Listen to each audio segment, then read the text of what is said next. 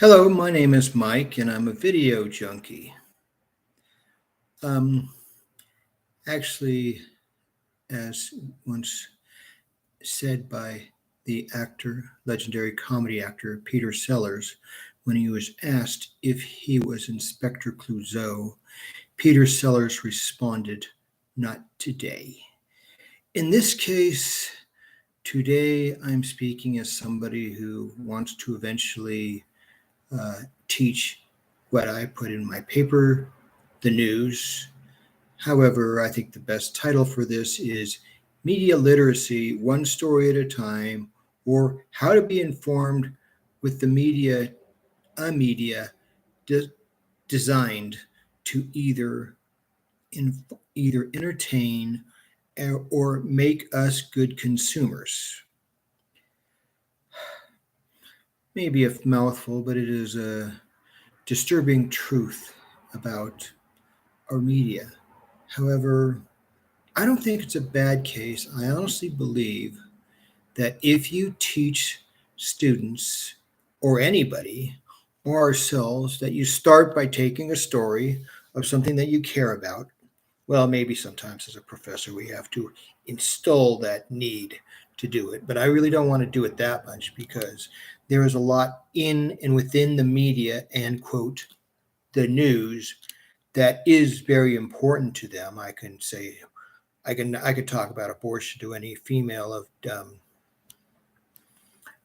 childbearing age, but I can also talk to almost any college student who sees themselves with a 4 year degree and the need to be informed about world events no matter what their major, because the news and the greater event will, even if it is just the price of gas when they're driving to and from wherever they're going.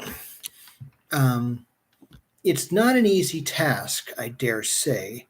However, it's the best way to do this is one story at a time. And the first thing I ask these students, and I do it for them to quote understand or become cognitive, as it's said in the theories, or they're really the same thing, is ask them to put in questions.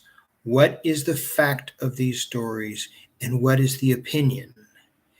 And how much of the opinions are to support the facts or how much of the opinions stated are designed for slant or spin and or even sometimes just to buy and sell products.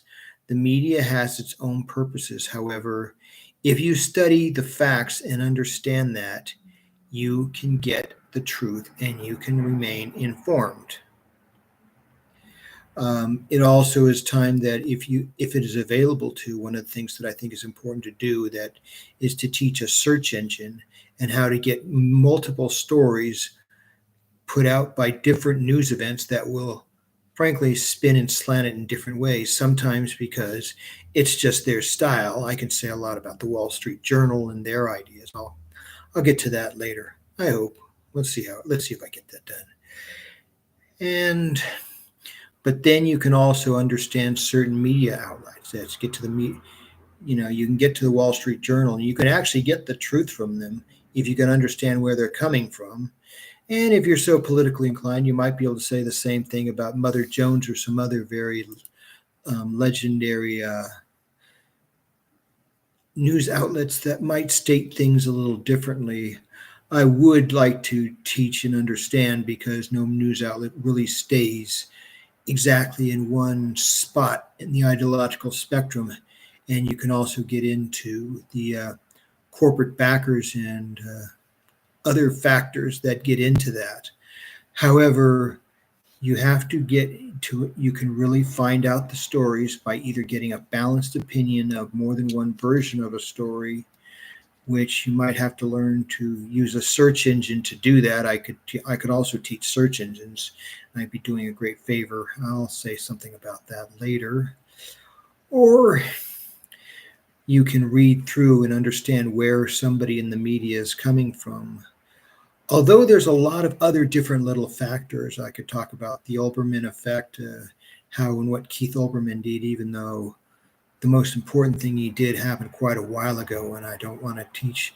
I want to teach history in a different way, but let's just say Olbermann, although he may say differently now in his podcast, he made he made a major effect on the news that I do intend to get into. I think I got a little too much into that here, but that happens sometime with this.